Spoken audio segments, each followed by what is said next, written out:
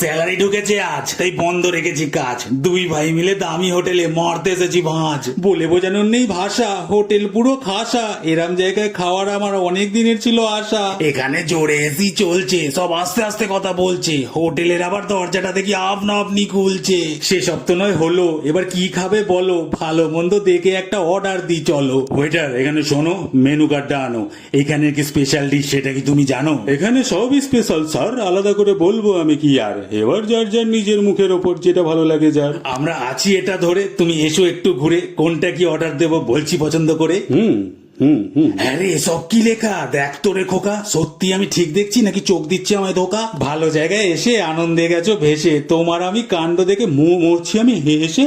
বাবা বাবা, 1200 টাকা চিকেন কষা, 800 টাকা ইডলি ধোসা। আমাদের যা বাজেট আছে মনে হচ্ছে হবে আলুর খোসা। মামা মটন 1800 টাকা, এ বলছে কি কাকা? আচ্ছা এটা কি পুরো ছাগলটাই পেটের উপরে থাকবে রাখা? ওরে কম দামে কি আছে দেখ এদের কাছে।